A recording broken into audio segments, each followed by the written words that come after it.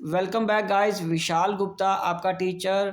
कैसे हो आप सब स्टूडेंट्स? इस वीडियो में मैं आपको सीए फाउंडेशन का जो पेपर है अकाउंटिंग का, उसका chapter number 5 concept and accounting of depreciation कराने जा रहा हूं। गाइस मुझे पता है कि ये चैप्टर आप लोगों के लिए कोई नया चैप्टर नहीं है। डेप्रिसिएशन आपने बहुत अच्छे तरीके से की हुई है क्लास +1 में, फिर भी इसको मैं एक बार थेरेटिकली आपको अच्छी तरह समझा देता हूँ। और इसके 2-3 मेथड और भी हैं जो आपने +1 में नहीं किए हुए, क्योंकि आपने +1 में ज़्यादातर क्या किया होता है, एसएलएम या रिटर्न डाउन वैल्यू मेथड, और ज़्यादा से ज़्यादा उनको साथ में प्रोविजन और डिस्पोजेबल अकाउंट वगैरह किया होता है। प्रोविजन फॉर डेप्रिसिएशन अकाउंट और एसेट डिस्पोजेबल अकाउंट बनाया होता है, एसेट डिस्पोजेबल अकाउंट बनाया होता है। ठीक है जी, इसकी प्रैक्टिस की होती है। तो गाइस मैं एक आपको ये एडवाइस करता हूँ कि आप अपनी +1 वाली बुक से एक बार इसके प्रैक्टिकल को ज़रूर सॉल्व करके देखिए। ठीक है जी, बाकी मेथड जो रिमेनिंग है वो भी मैं साथ में इसके आपको समझा दूंगा। ठीक है जी, तो चलिए स्टार्ट करते हैं इसकी इंट्रोडक्शन से। गाइज इससे पहले कि मैं ये इंट्रोडक्शन स्टार्ट करूं, आपको एक बार याद दिला देना चाहता हूं कि यदि आपने मेरे चैनल को सब्सक्राइब नहीं किया हुआ तो आप मेरे चैनल को सब्सक्राइब जरूर कर लीजिए। सबसे पहले हम शुरू करते हैं इंट्रोडक्शन में डेप्रिसिएशन का meaning. Depreciation is the reduction in the value of asset due to wear and tear, a flux of time, obsolescence due to change in technology, decrease in market value, depletion mainly in case of mines and other natural reserves। इन सभी की वजह से depreciation होती है, चाहे हम उसको नाम डिप्लीशन दें, ऑब्सोलेसेंस दें, डेप्रिसिएशन दें, मतलब it is simply the reduction in the value of the asset. Three important factors are to be taken into consideration: estimated useful life of the asset, cost of the asset, ठीक है guys, cost of the asset, residual value of the asset at the end of the estimated useful life। ठीक है जी, और उसके बाद इसके objectives क्या है for providing depreciation: correct income statement, true position statement, fund for replacement and ascertainment of true cost of production. Guys जब हम डेप्रिसिएशन चार्ज करते हैं तो हम एग्जैक्टली अपनी इनकम स्टेटमेंट को करेक्ट बना पाते हैं, बिकॉज अगर हम डेप्रिसिएशन चार्ज नहीं करेंगे हम अपने प्रॉफिट को ज़्यादा दिखा रहे हैं ना, क्योंकि जबकि मशीन में घिसावट हुई है, मशीन की जो वैल्यू कम हुई है वो तो हमें टेकन फॉर कंसिडरेशन ली ही नहीं है इसका मतलब। तो ट्रू पोजीशन स्टेटमेंट का मतलब है अगर 1 लाख की मशीन आपने खरीदी थी, आज उसकी वैल्यू 70,000 रह गई है 3 साल बाद, तो अगर आप उसको डेप्रीशिएट करके नहीं दिखाओगे 70,000 रुपये, तो आपका ट्रू पोजीशन आपको पता ही नहीं चलेगा। यहाँ पोजीशन का मतलब आप समझते हो ना, बैलेंस शीट। ठीक है, और इनकम स्टेटमेंट का मतलब P&L। ठीक है जी, फंड फॉर रिप्लेसमेंट, जितने फंड्स आपको फिर नई मशीन खरीदने के लिए चाहिए, आपको वो नहीं पता चलेगा कितने चाहिए।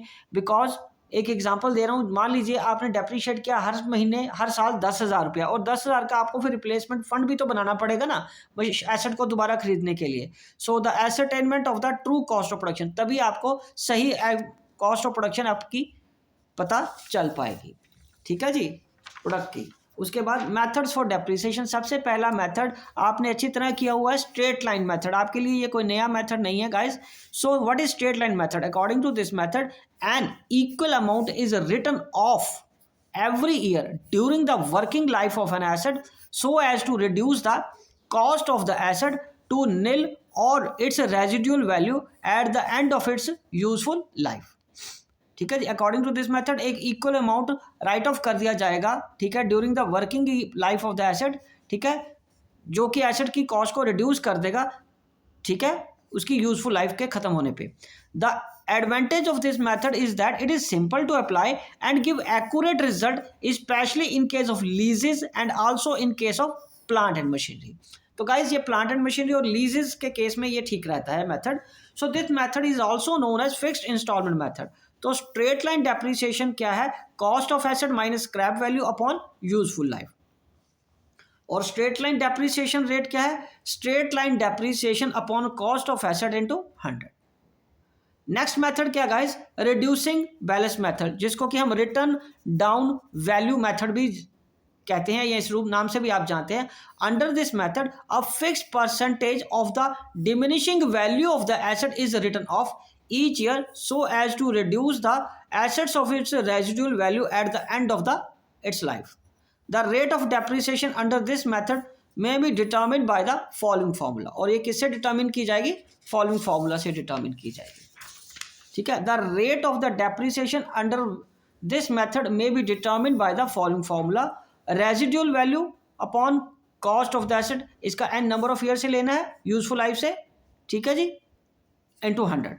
And similarly the straight line similar to straight line method, in this method also period of use in a particular year, for example year of purchase or sale of an item of property and plant and equipment need to be considered while computing the depreciation amount. ठीक है जी। तो उसके लिए आपको asset की purchase या cell value को भी कंसिडर करना पड़ेगा। साल के बीच में जितनी बार आपने उसको परचेज किया है, अगर कोई और मशीन परचेज की है या बेची है, सेल किया, उसको भी कंसिडर करने के बाद ही डेप्रिसिएशन की एग्जैक्ट वैल्यू निकाल पाएंगे दोनों मेथड्स में। तो गाइज अब स्ट्रेट लाइन मेथड हो या रिटर्न डाउन वैल्यू मेथड हो, अकाउंटिंग एंट्रीज कैसे रहेंगी?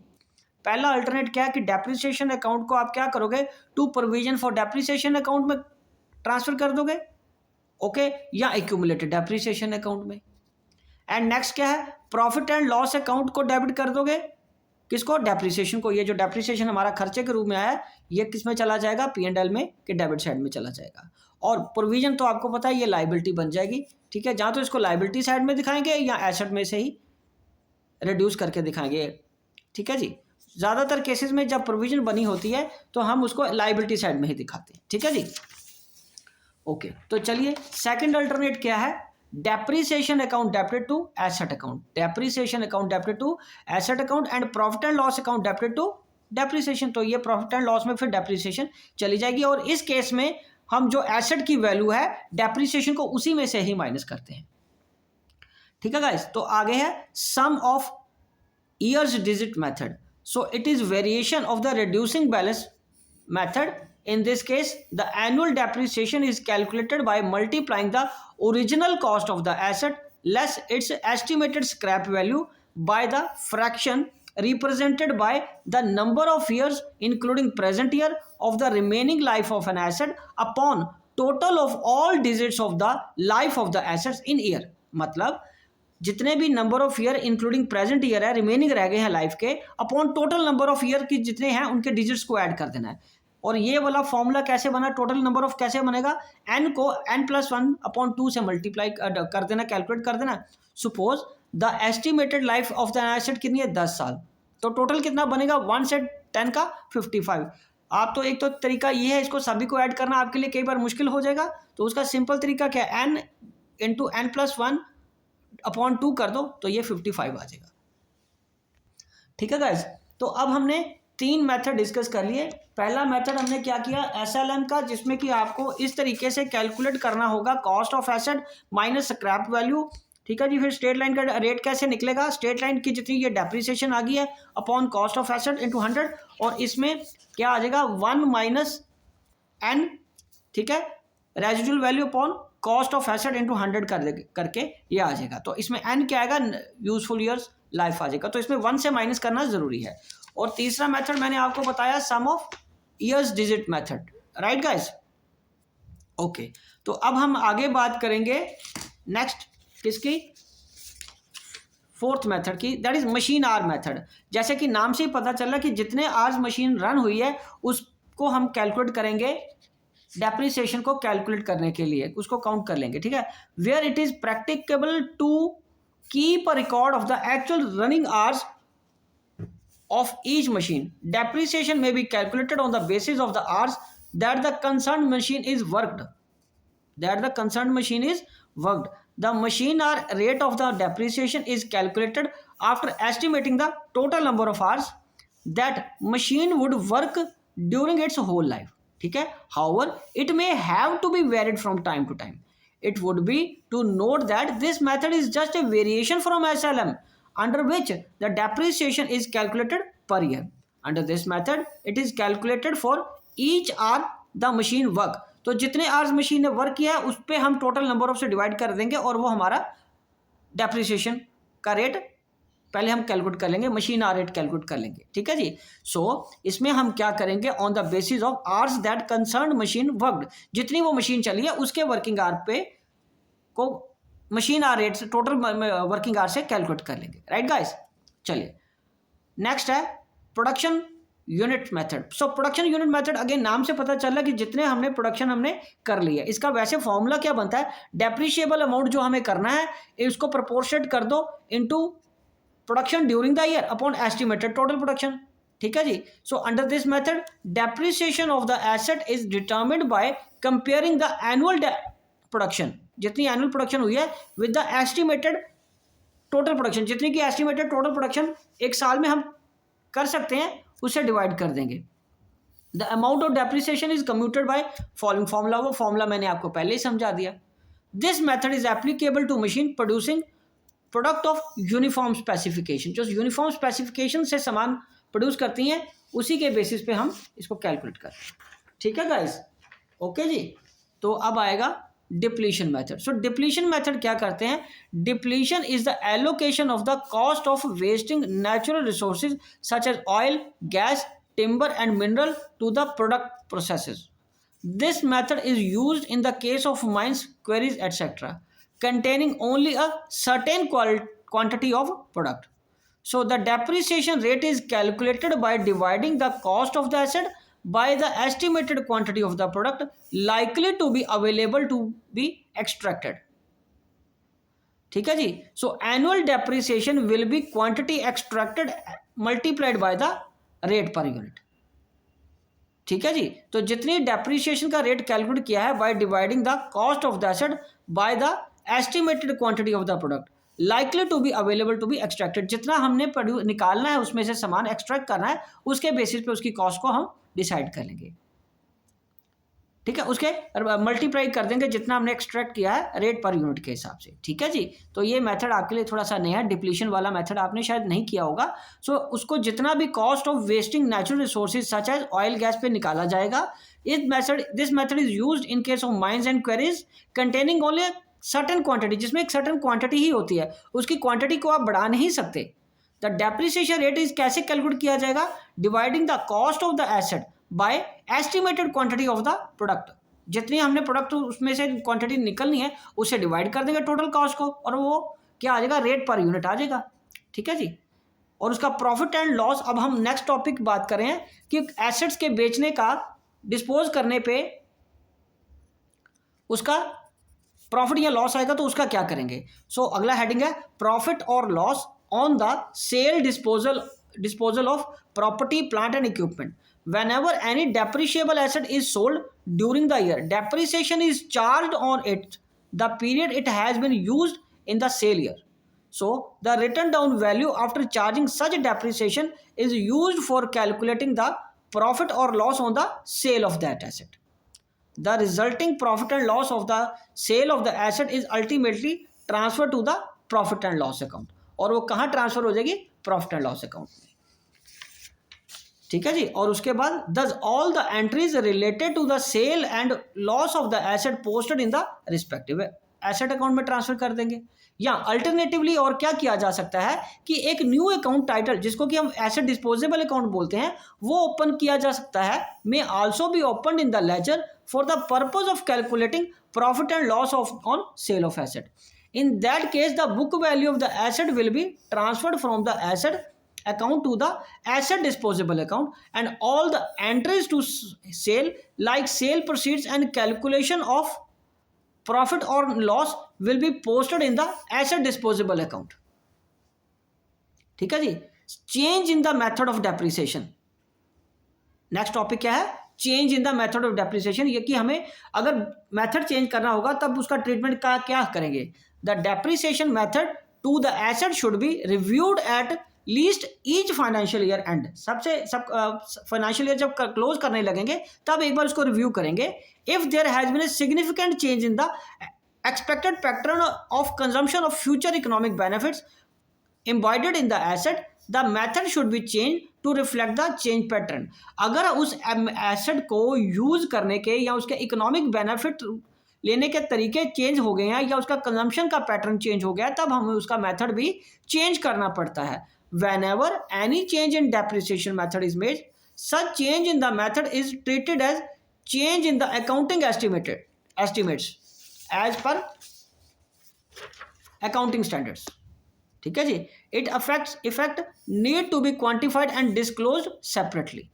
अ change in an accounting estimate may affect its current period only on both the current period and future periods। ठीक है जी।